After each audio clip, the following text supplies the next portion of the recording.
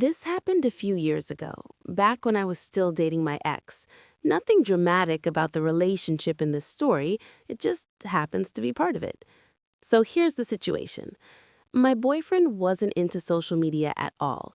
No Facebook, no Instagram, nothing. Meanwhile, I was the complete opposite. I used Facebook Marketplace all the time. Buying, selling, flipping stuff. It was kind of my thing. One day, he comes home with this expensive car sound system. I'm talking about a full setup, radio, speakers, the whole deal. He paid around $600 for it and was really excited to install it in his car. But life happens. Before he even got around to installing it, he ended up buying a completely different car. And of course, the new car already had a better sound system built in. So now, this brand new $600 setup was just sitting in a box collecting dust. He tried to return it, but the return window had already passed. No receipt luck, no store credit, nothing. So he looks at me and goes, "Can you sell this for me?" I said, "Yeah, sure, I'll throw it up on Facebook Marketplace." I took some decent photos, wrote a simple description, and listed it for a fair price. Nothing crazy. I just wanted it gone and to get some money back. Then we waited. And waited. A couple of weeks went by with barely any interest. A few lowball offers, a couple of "is this still available" messages that went nowhere. You know how Marketplace is. Then finally, one day, I get a message. A guy reaches out asking if the system is still available. I tell him yes. He seems interested, asks a few normal questions, nothing suspicious at all. Then he drops it. "Would you be willing to ship it?" Now, normally I prefer local pickup. It's easier, safer, no hassle. But at that point, we'd had the listing up for weeks with no real buyers, so I figured, why not? I told him I'd check with my boyfriend. My boyfriend didn't care. He just wanted to sell it. So I messaged the guy back and say, "Yeah, we can ship it." Since my boyfriend was the one actually handling the item, I gave the buyer his phone number so they could coordinate directly. Shipping, payment, all that stuff. At the time, that felt completely normal. No red flags, no bad feeling. Just a simple sale. Or at least, that's what I thought.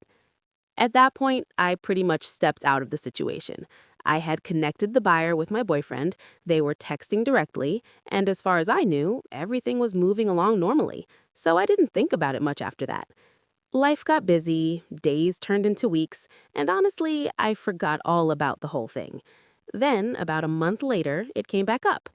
We were just sitting around one evening when my boyfriend casually says, "Hey, can you message that guy from Facebook?" I looked at him confused. "What guy?" "The one who bought the sound system." That's when I realized something wasn't right. I said, "Wait, didn't he already pay you?" And that's when he explained everything. Apparently, they had agreed on a deal, $400 total. The buyer would send $200 up front, and then the remaining $200 after he received the package. Not the smartest deal, but at the time, it didn't seem like a huge risk. The buyer sent the first $200, my boyfriend packed everything carefully, shipped it out, and even provided tracking information. A few days later, the package was delivered, the buyer confirmed he got it, and then nothing. No message, no payment, no follow-up. Just complete silence. I just sat there, staring at him. "You're telling me he got the system and never paid the rest?" My boyfriend shrugged, clearly annoyed. "Yeah, I've texted him a few times. He just stopped replying." That's when it hit me. He got played. And honestly, it was such a simple scam. The kind where you trust the other person to do the right thing, and they just don't. A total rookie mistake. But at the same time, I wasn't about to let some random guy just walk away with $200 like that. I said, "Okay, give me his name." If there's one thing you don't do, it's scam someone who uses social media regularly. Because the second I got his name, I already knew exactly where I was going. Facebook. I pulled up my account, went straight to the marketplace messages, and found his profile. And the moment I opened it, I actually laughed because this guy had made it way too easy. His profile wasn't just public, it was completely wide open. I'm talking everything visible. His profile picture, his posts, his friends list, his family, his job, his life story. It was all right there. No privacy settings, no restrictions, nothing hidden. Just a full, detailed look into exactly who this guy was. I turned the phone to my boyfriend and said, "Oh, he messed up." He looked over and asked, "What?" I said, "This guy didn't just scam you, he left the door wide open." And right then, I knew two things. First, this wasn't going to be difficult. Second, he was definitely going to regret it. Before doing anything, I started taking screenshots. Everything. His profile, his name, his workplace, his family members, even his friends list. Because I knew there was a chance that the moment I confronted him, he might block me or lock everything down, and I wasn't about to lose that information. Once I had everything saved, I sat back for a second and thought about how I wanted to handle it. I could have gone aggressive right away, but I didn't, not yet. I decided to give him a chance to do the right thing. So I sent him a message. Simple, direct, no attitude. "Hey, just reaching out about the remaining $200 for the sound system. Let me know when you can send it." Then I waited. A few minutes, seen. No reply. I gave it some time. Maybe he was busy. A few hours passed, still nothing. Okay, I sent another message. "Hey, just following up. You confirmed you received the system, just need the remaining payment." Again, seen. Ignored. At that point, I could feel my patience starting to disappear, but I still wasn't done playing nice. Not yet. I decided to give him one more easy option. I sent him a payment request through Venmo. Clean, simple, no conversation needed, just hit pay and be done. And then I waited again. An hour passed. Nothing. A day passed. Still nothing. No response, no payment, no attempt to fix the situation. Just straight up ignoring me like I didn't exist. That's when it became clear. This wasn't an accident. This wasn't someone forgetting. This was intentional. He thought he got away with it. And honestly, for a moment, I just sat there thinking about it. Because now it wasn't just about the $200. It was about the fact that he really believed there would be no consequences, that he could take something, disappear, and that would be the end of it. That's when I looked back at his profile again. All that public information, all those connections, his wife, his family, his job, everything just sitting there, waiting. And that's when I realized if he didn't want to respond to me directly, I had plenty of other ways to get his attention. And unlike him, I was definitely going to follow through. At that point, I was done being patient. I had given him multiple chances to fix it. Simple messages, no attitude, no threats, just, "Hey, send what you owe." And he ignored every single one. So I changed the approach. I went back to his Facebook profile and started looking more closely at his friends list. And right away, a pattern popped out. Same last name. Over and over again. That usually means one thing. Family. I clicked on one of the profiles. Private. Nothing useful. Clicked another one. Bingo. A woman with his last name, profile picture of the two of them together, comments filled with heart emojis, tagged photos going back years. Yeah, that was his wife. I paused for a second, because once I did this, there was no going back to a simple transaction.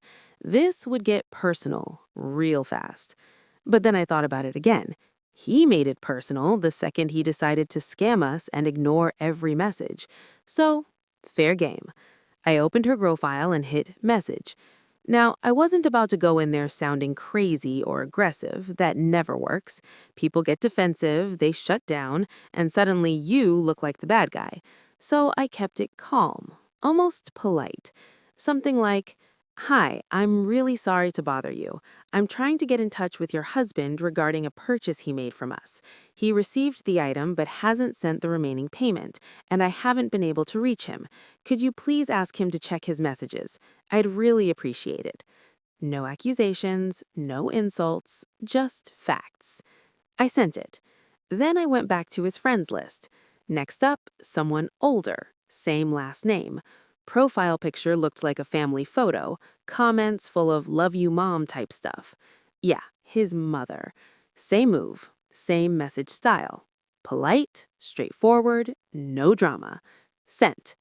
Then his dad. Then what looked like a brother, then a sister. One by one, I sent basically the same message.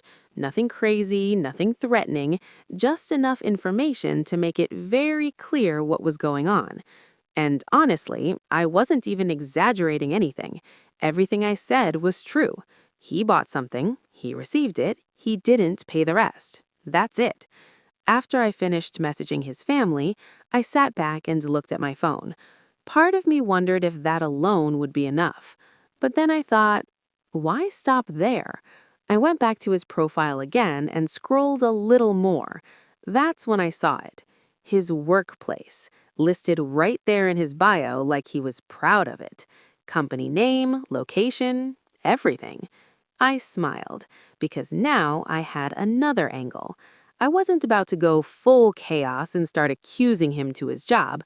That can backfire if you're not careful. But there's a way to apply pressure without crossing that line. So I looked up the company number, called it. It rang a few times, then went to voicemail. Perfect. I left a message, calm and professional. Hi, this is my name. I'm trying to get in touch with his name. If you could please pass along my name, he'll know what this is about. I'd appreciate it. Thank you. That's it. No details, no accusations, just enough to make it uncomfortable. Because now, from his perspective, things were spreading. His wife might see it, his parents might see it, his siblings might see it, and now his workplace has his name connected to some unknown situation. I didn't need to say anything more. The pressure was already building. After that, there was nothing left to do but wait. So I put my phone down and went about my night like normal. But I won't lie, I was curious. I kept checking my messages every so often. Nothing that night. No reply, no payment, still silent. And honestly, that told me something important. It meant he hadn't seen it yet, because the second he did, there was no way he was going to keep ignoring it, not after everything I'd just set in motion. So I went to sleep knowing one thing for sure. By the time he woke up and checked his phone, his day was going to be a lot more stressful than mine. The next morning, I woke up and the first thing I did, before even getting out of bed, was grab my phone. I already had a feeling something had happened, and I was right. Notifications. A lot of them. Messages, friend requests, a couple of missed calls from unknown numbers. I opened Facebook first. There it was. A message from him. Finally. I tapped it and started reading. Hey, I've been busy with work. I was going to send it. You didn't have to message my family like that. I just stared at the screen for a second. Not even an apology. Not even a sorry for the delay.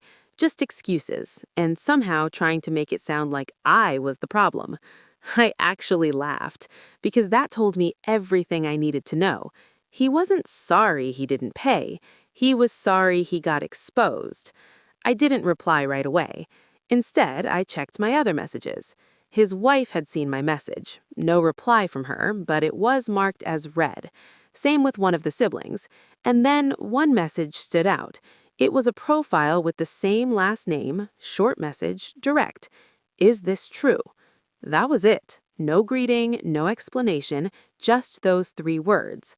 I knew exactly what that meant. The situation had already started spreading inside his family. I replied calmly. Yes, he agreed to pay $400 total for a car audio system. He sent $200 up front, received the item, and never sent the remaining $200. I've tried contacting him multiple times with no response. I kept it simple. No emotion, just facts.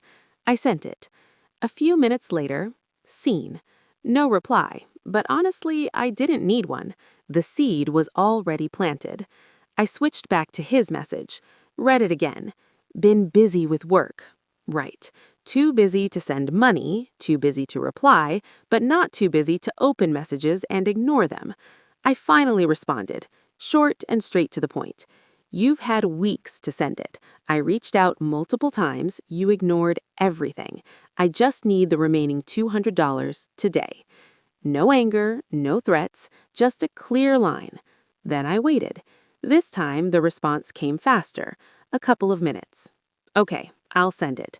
That was it. No argument, no excuses this time, just compliance. And that's when I knew it worked. Not the messages alone, not the Venmo request, not even calling his job by itself. It was everything combined. The pressure, the fact that his private life wasn't so private anymore, the fact that people around him were starting to ask questions. Because let's be real, he didn't suddenly find time to pay. He didn't suddenly remember. He paid because now it mattered. Now there were eyes on him. Now there were consequences. A few minutes later, my phone buzzed. Venmo notification. $200 received. I opened it just to make sure. There it was, paid in full. I showed my boyfriend. He just shook his head and laughed. Wow, that actually worked. I said, of course it worked, because people like that don't respond to kindness. They respond to pressure. I sent one last message to the guy. Got it. Thanks. That was it. No dragging it out, no extra comments. Transaction done, situation closed. But honestly, the money wasn't even the most satisfying part. It was knowing that he didn't get away with it, that for at least one day he had to deal with the consequences of his own actions. Because I can almost guarantee what happened on his side.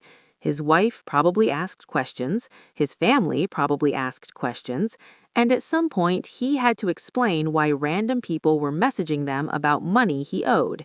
And that kind of thing? It sticks. Way longer than losing $200. After the payment came through, everything should have just ended there. And technically, it did. We got the money, the deal was complete, no more reason to talk to the guy, no more loose ends. But the situation itself, that part stuck with me for a while. Not because of the stress or the money, but because of how easily it could have gone the other way. Later that day, my boyfriend and I were talking about it again, kind of replaying everything that happened. He admitted something that honestly didn't surprise me. He said, if you didn't step in, I probably would have just let it go. I looked at him like, you're kidding, right?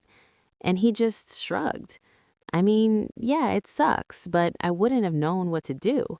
It's only $200, not worth the headache. And that right there is exactly why people like that buyer get away with it. Because most people don't want the hassle. They don't want confrontation. They don't want to chase someone down.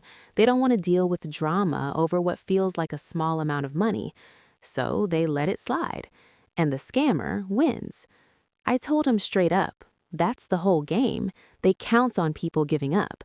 Because think about it. The guy didn't rob a store. He didn't do anything loud or obvious. He just didn't finish paying. Quiet, simple, easy to ignore. And if we hadn't pushed back, he would have kept doing it to other people. Same method, same excuses, same silence. That's when my boyfriend said something that stuck with me. He probably didn't expect you. I smiled and said, yeah, that's the problem. Because from his point of view, this was probably a routine move. Find something online, offer partial payment, receive the item, disappear. And most of the time, it probably worked. But this time, he ran into someone who didn't just drop it. And honestly, I don't think it was even about being aggressive or getting revenge. It was just about finishing what he started. He agreed to pay, so he should pay. Simple as that. Later that evening, I checked my Venmo history again out of curiosity. His profile was still there, but things had changed. A lot of things. Friends list? hidden.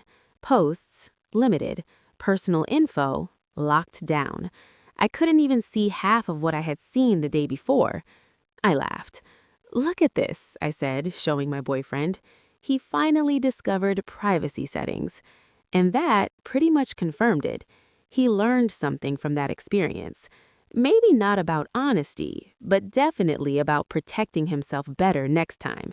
Which, in a weird way, made the whole thing even more interesting, because it showed exactly what kind of person he was. He didn't think, maybe I shouldn't scam people.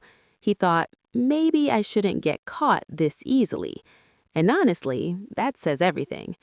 But at least for that one situation, it didn't work out for him. Over the next couple of days, a few more small things happened. Nothing major, but enough to show the ripple effect was real. One of the family members I had messaged finally replied. It was short. "Thank you for letting us know." That was it. No questions, no follow-up, just acknowledgement. And I could read between the lines. That message wasn't really for me. It was about him, about what they had already talked about behind the scenes, about whatever conversations had already happened in that family after everything came out. And honestly, that was probably way more uncomfortable for him than just sending the $200 in the first place. Because money comes and goes, but your reputation, especially with your own family, that sticks. A few days later, I checked my Venmo history again just out of habit. There it was, that $200 payment sitting there like nothing unusual had happened. No note, no apology, no explanation, just the amount. Clean and empty, like he wanted to pretend the whole situation never existed. But I knew better, because even though it was over for us, for him, that was probably one very long, very awkward week. After everything settled down, life just went back to normal. No more messages, no more notifications, no more random people reaching out. It was quiet again, like the whole thing had just passed. But every now and then it would pop back into my head. Not in a stressful way, more like one of those stories you randomly remember and think, yeah, that actually happened. A few weeks later, I was scrolling through Facebook again, just casually killing time, when I thought about the guy. Out of curiosity, I searched his name. His profile still showed up, but it looked completely different now. Locked down. I mean, completely locked down. No visible friends list, barely any posts, personal picture was still there, but everything else? Gone. It was like he learned the hard way that maybe putting your entire life on display isn't always the best idea. I laughed. "Look at this," I said, showing my boyfriend. He finally discovered privacy settings. And that pretty much confirmed it. He learned something from that experience. Maybe not about honesty, but definitely about protecting himself better next time. Which, in a weird way, made the whole thing even more interesting, because it showed exactly what kind of person he was. He didn't think, maybe I shouldn't scam people. He thought, maybe I shouldn't get caught this easily. And honestly, that says everything. But at least for that one situation, it didn't work out for him. Over the next couple of days, a few more small things happened. Nothing major, but enough to show the ripple effect was real. One of the family members I had messaged finally replied. It was short. "Thank you for letting us know." That was it.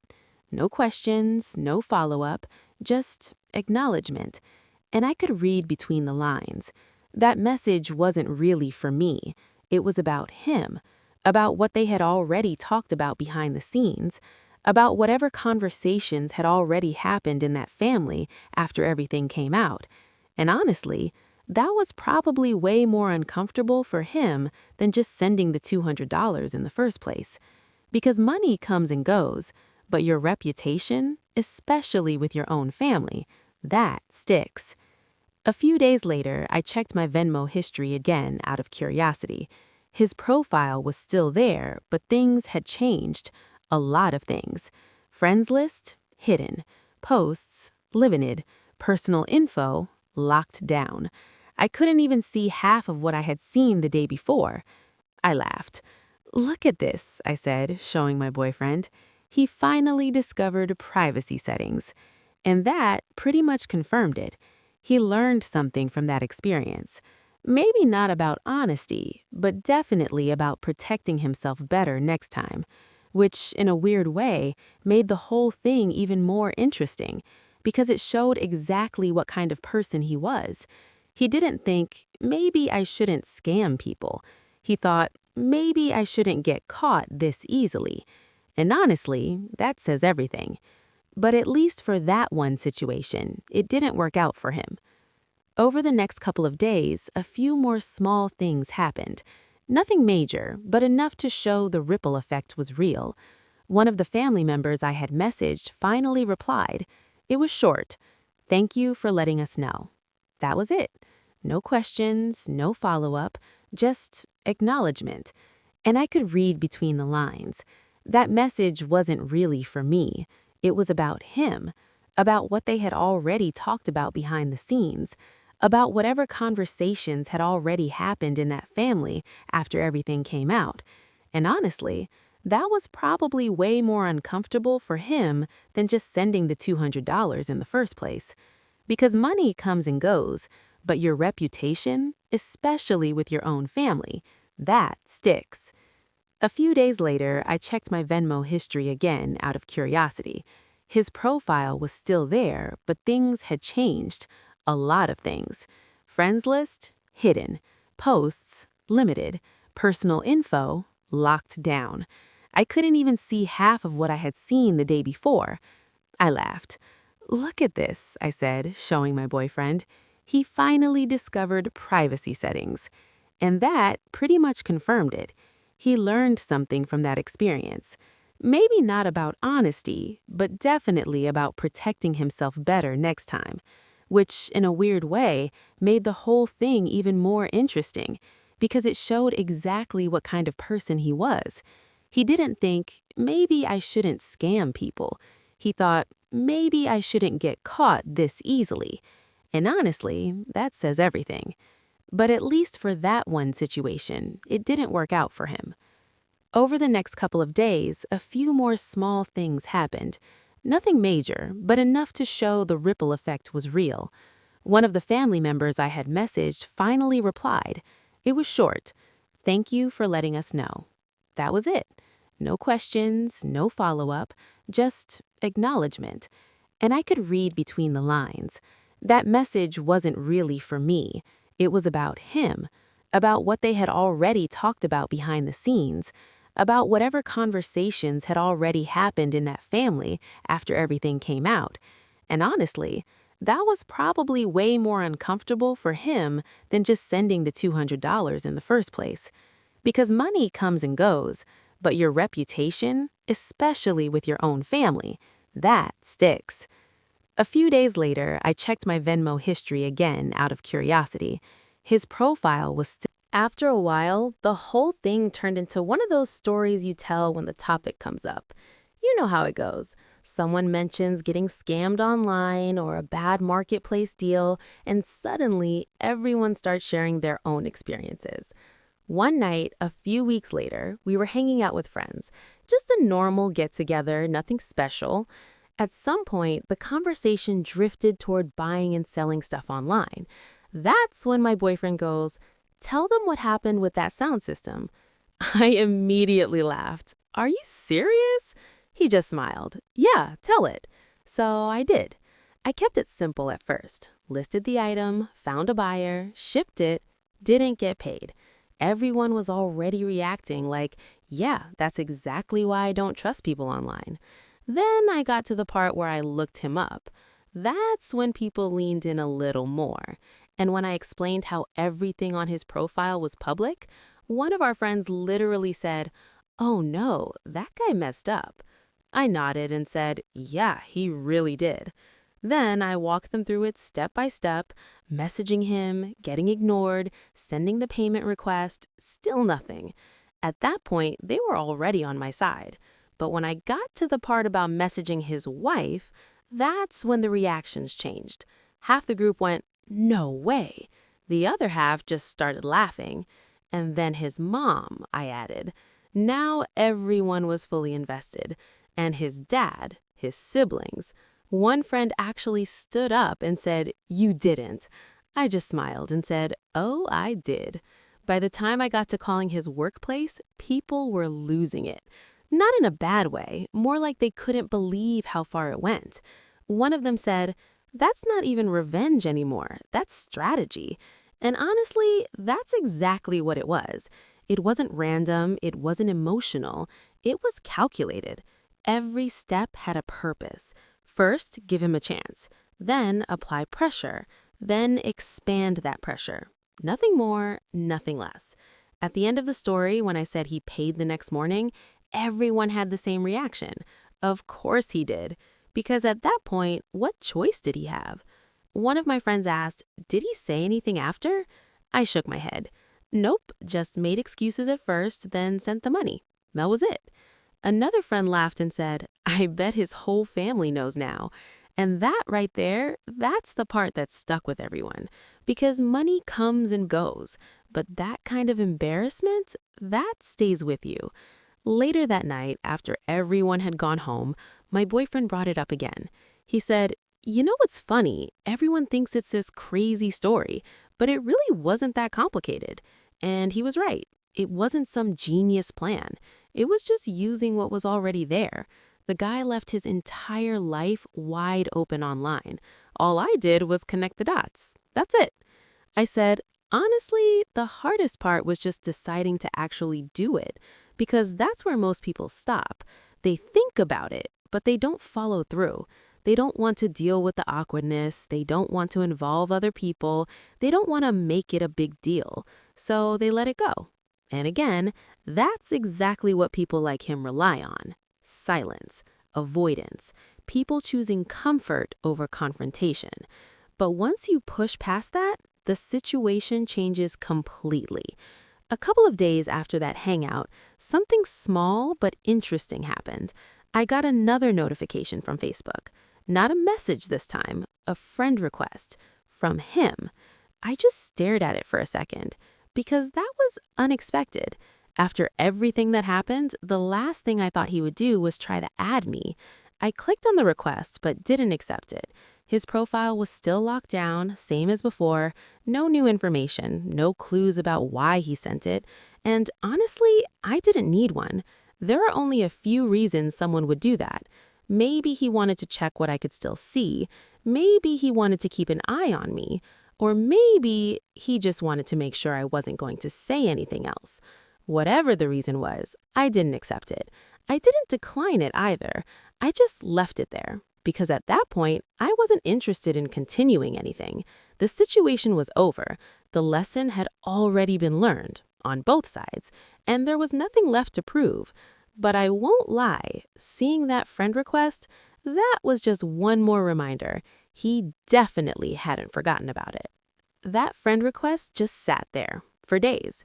Every time I opened Facebook, I'd see it at the top, his name, that same profile picture, just waiting. I never touched it, didn't accept it, didn't decline it. I just left it there like an unanswered question. At first, I thought maybe it was accidental. People hit the wrong button all the time. But the longer it stayed there, the more it felt intentional. Because let's be real, after everything that happened, you don't just casually send a friend request like nothing went down. There's always a reason. A few days later, I opened the app again, and it was gone. No request, no notification, nothing. He had canceled it. And honestly, that told me more than the request itself. It meant he had second thoughts. Maybe he realized it was a bad idea. Maybe he thought I'd screenshot it and send it to his family too.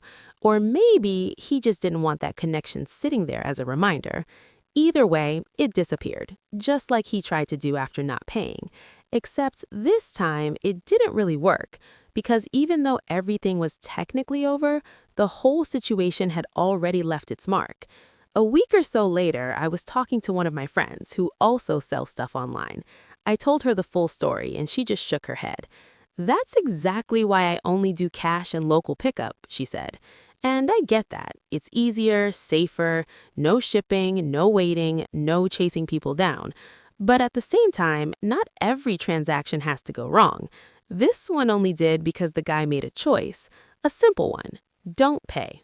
That's it. And that choice set everything else in motion. Later that same day, I started thinking about all the small details that made the situation go the way it did. If even one thing had been different, the outcome could have changed completely. If his profile was private, I wouldn't have access to his family. If he used a fake name, harder to track him. If he had just responded once or twice, even with excuses, it might have dragged on longer. But instead, he ignored everything. And that's what gave me the opening. Silence creates space, and I just filled it. A couple of nights later, I randomly brought it up again with my boyfriend. I asked him, "Be honest, did you think I was going too far at any point?" He thought about it for a second, then said, "At first, maybe a little." I laughed. Yeah, I figured. But, he continued, once he kept ignoring everything, I was like, yeah, do whatever you gotta do. And that's the thing. There's always that moment where you decide how far you're willing to go. Some people stop at one message, some stop after getting ignored, and some don't stop until it's resolved. I said, I think if he had just replied once, just acknowledged it, I wouldn't have gone that far. And I meant that. Even a simple, "Hey, I'll send it later," would have changed the whole tone. But he didn't do that. He chose silence. And silence in situations like that usually makes things worse, not better. Another interesting part, after everything, I never heard from his wife or family again. No follow-ups, no questions, no drama. Just that one message, "Is this true?" and then silence, which probably means they handled it internally. And honestly, that's where it should have been handled in the first place. Not by me chasing him down, but by him being the kind of person who doesn't put himself in that situation. But again, that's not what happened. Instead, it turned into a story, a lesson, one of those situations where a small decision snowballed into something way bigger than it needed to be. And if I'm being real, I don't think he expected any of it. From his point of view, it was probably just another deal, another transaction, another person he could ignore. Until, suddenly, he couldn't. By this point, the whole situation had pretty much faded into the background. No new messages, no random notifications, no reason to even think about it anymore. Life just moved on. But every now and then, something small would bring it back. One afternoon, I was scrolling through Facebook Marketplace again, just casually browsing, and I came across a listing for a car stereo system. Different seller, different item, but it immediately reminded me of everything that happened. And without even thinking, I clicked on the seller's profile, checked their info, looked at their activity, not in a creepy way, just aware. That's when it hit me. That whole experience had changed how I look at people online. Before, I treated Marketplace like a simple exchange. List something, message, sell, done. Now, I paid attention. Who am I dealing with? Are they responsive? Do they seem real? Do their actions match their words? It wasn't about being paranoid, it was about being smarter. Later that day, I told my boyfriend, "You know what's funny? I kind of learned more from that than you did." He laughed and said, "Yeah, because I was the one who got scammed." "Exactly," I said, "and now I know how not to let that happen again." We both laughed, but it was true. Because if you break it down, the whole situation came from one small mistake, trusting too early. Splitting the payment like that, sending the item before it was fully paid, it created an opportunity. And the wrong person took it. That's it. No complicated scheme, just bad timing and misplaced trust. A few days later, something else interesting happened. I got a message from someone completely unrelated, another Marketplace buyer. They were asking about an item I had listed. Normal conversation at first, price, condition, pickup details. Then they asked, "Would you be okay with me paying half now and half later?" I just stared at the message. For a second, I almost laughed. Because of all the things they could have asked, it was that. Same setup, same idea, and instantly I knew my answer. I replied, "Sorry, full payment only." No explanation, no story, just a clear boundary. They tried to negotiate a little, just trying to be safe, they said. I replied, I understand, but I've had issues with that before. That was enough. They either had to agree or walk away. And that's the difference. Before, I might have considered it. Now, not a chance. Because once you've seen how easily things can go wrong, you don't ignore that lesson. You use it. That night, I thought about the guy again. Not in an angry way, more like trying to understand his mindset. What was he thinking when he ignored those messages? Did he assume we'd give up? Did he think $200 wasn't worth chasing? Or did he just not care? Probably a mix of all three. But what stood out the most was how confident he must have felt. Confident enough to receive the item and then just disappear. That kind of confidence doesn't come from nowhere. It comes from experience, from getting away with things before, which means this probably wasn't the first time he tried something like that. But maybe, just maybe, it was the last time he did it so carelessly. Because this time, it didn't end quietly. It didn't fade away. It followed him, right into his personal life. And whether anyone brought it up again or not, that kind of moment sticks in your head. The kind where you think, yeah, I probably shouldn't do that again. At least not the same way. And for me, that was enough. Not revenge, not anger, just balance. He made a move, I responded. And in the end, everything landed exactly where it was supposed to. Looking back now, it's kind of crazy how something so small turned into such a big story. At the start, it was just a simple sale. A box sitting in the corner, a quick Facebook listing, a random buyer from a few states away. That's it. Nothing about it felt important at the time. But situations like that don't stay small when the wrong decision gets involved. And in this case, it only took one, not sending the rest of the money. That was it. That one choice changed everything that came after. Sometimes people think situations blow up because of what others do, but most of the time, it starts with something they did themselves. If he had just paid the remaining $200 when he received the package, this entire story wouldn't exist. No messages, no screenshots, no family getting involved, no awkward conversations, no stress. It would have been just another normal transaction that both sides forgot about in a week. But instead, he chose to ignore it. And ignoring a problem doesn't make it disappear. It just gives it time to grow. That's really the biggest lesson in all of this. Not even about scams or money, but about how people handle things. You can either deal with something early when it's simple, or deal with it later when it's complicated. He chose later, and later came with pressure, exposure, and consequences he didn't expect. For me, the whole thing ended the moment that payment came through. That Venmo notification wasn't just money, it was closure. No need to drag it out, no need to keep pushing. Once it was done, it was done.